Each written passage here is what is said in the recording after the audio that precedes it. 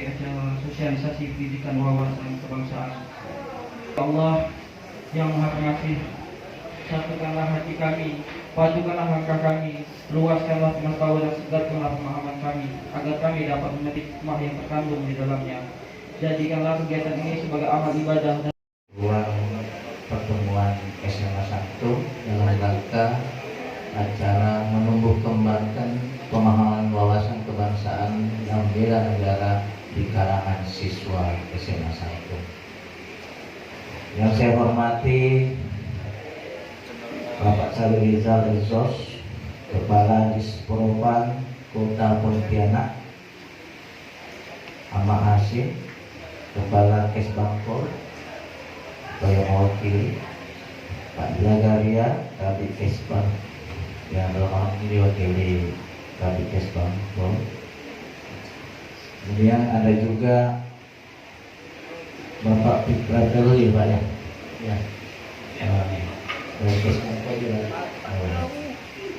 Kemudian adinda saya ini Akbar Ramadan SPD, ya. Dia aktivis. Teman-teman, pada kesempatan kali ini setelah ini akan kita dengarkan, akan kita simak paparan materi dari narasumber yang luar biasa pula tentang wawasan kebangsaan. Untuk itu dalam 40 menit ke depan, teman-teman silakan simak, silakan kalau perlu dicatat apa yang disampaikan oleh. Hello. Hai. Tepuk tanganlah untuk SMA 1.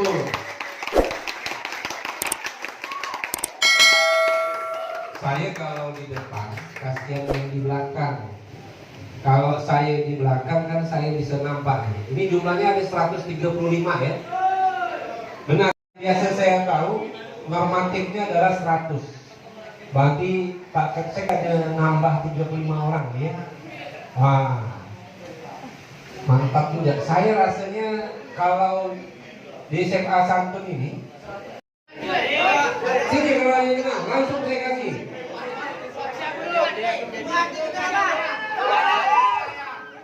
Hah? Ada yang bilang anak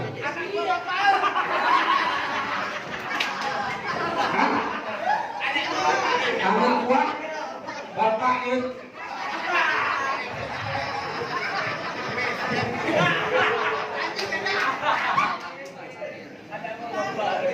Jam kita udah jam 12 ya?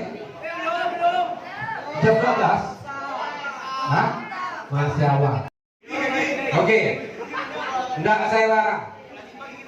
Yang mau main-main, yang mau tidur-tidur, enggak ada larang.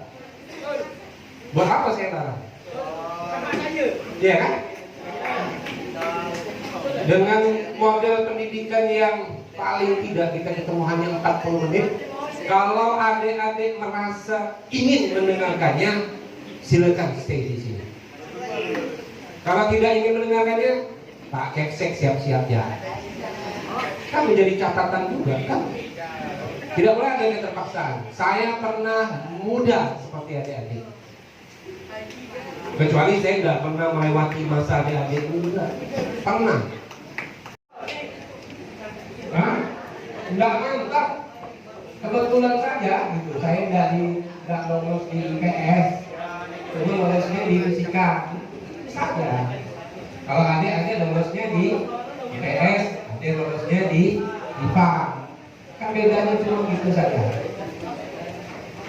Ada lagi yang mau kenal? Cukup? Cukup ya? Nama saya juga ada cukup? Ada yang namanya sama dengan saya? Yang ini malah tunjuk saja. Betul ya? Wah, kawan ini betul. Oke, dapat itu. Jadi sekarang lagi cari tahu ini. Nanti kalau sudah kawan dari SMA, pasti bingung. Bingung kalau ada sama di sini. Mau kemana? Kuliah di bukan? Kuliah di? Belum ada. Kalau dia sudah ada, mungkin dia terselip kemana? Memang harus dibangun dari bisa. Karena Dari sekarang sampai 2030 ini kan akan demografi. Untuk demografi yang ini menjadi hal yang prinsip yang kalau tidak dibawa ke arah hal-hal yang positif dan melanjutkan pada politik Malaysia, dia akan tertinggal. Saya bonus demografi. Pertanyaan saya ada dua. Yang pertama, apa saja yang meliputi wawasan kebangsaan? Dan yang kedua, kenapa karir narkoba itu dihukum? Padahal dia kan hanya menjadi kurir. Padahal kita tidak tahu apakah dia terpaksa atau tidak. Mohon penjelasannya.